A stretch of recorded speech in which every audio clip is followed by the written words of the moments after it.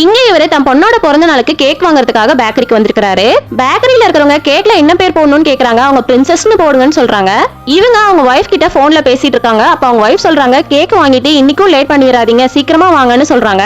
அப்ப இவரோட பாஸ் கிட்ட இருந்து கால் வருதுன்ட்டு இவரு வைஃபோட காலை கட் பண்ணிட்டு பாஸ் கிட்ட பேசிட்டு இருக்காரு. அவங்க பாஸ் இன்னைக்கு ஒரு பொண்ணுக்கு பிளட் டெஸ்ட் எடுக்கணும், உங்களால போயிட்டு வர முடியுமான்னு கேக்குறாரு. இவரும் ஓகேன்னு சொல்லிட்டு லொகேஷனும் அட்ரஸும் ஷேர் பண்ணுங்கன்னு சொல்றாரு. இவரும் கேக்க வாங்கிட்டு பைக்குக்கு பின்னாடி வச்சுட்டு அந்த அட்ரஸ்க்கு போயிட்டு கதவை தட்டினா ஒரு திருநங்கை வெளியே வராங்க. நீங்க தான் புக் பண்ணீங்களான்னு கேக்குறாரு. ஆமா, உள்ள வாங்கன்னு சொல்றாங்க.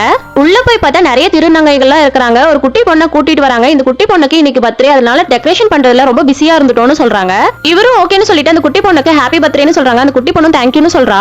இவரும் அந்த குட்டி பொண்ணுக்கு பிளட் டெஸ்ட் எடுக்கும்போது உனக்கு என்ன கலர் பலூன்லாம் பிடிக்கும்னு கேட்டுட்டு இருக்காங்க. அந்த குட்டி பொண்ணு ஆன்சர் பண்ணிக்கிட்டே இருக்கா. இவரும் பிளட் டெஸ்ட் எடுத்து முடிச்சிடுறாரு.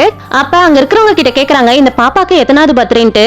அதுக்கு அந்த திருநங்கை சொல்றாங்க, இதுதான் ஃபர்ஸ்ட் பர்த்டேன்னு நாங்க நினைக்கிறோம். ஏன்னா நேத்து ரயில்வே ஸ்டேஷன்ல பிளாட்ஃபார்ம்ல அவங்க அப்பா அம்மா இவளை விட்டுட்டு போயிட்டாங்க, இவளும் எங்களை மாதிரி தான், அதனாலதான் அவங்க விட்டுட்டு போயிட்டாங்கன்னு சொல்றாங்க.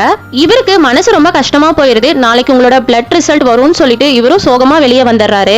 வெளியில வந்து ஒரு நிமிஷம் யோசிச்சு பார்த்துட்டு அந்த கேக் எடுத்துட்டு போய் கதவை தட்டி அந்த திருநங்கை கிட்ட கொடுக்குறாங்க. இந்த கேக் அந்த குட்டி பிரின்சஸ் கேக் கட் பண்ணிருங்கன்னு சொல்லிட்டு இவர் அந்த கேக் அங்க கொடுத்துட்டு இவரும் சந்தோஷமா கிளம்பி போயிடுறாரு.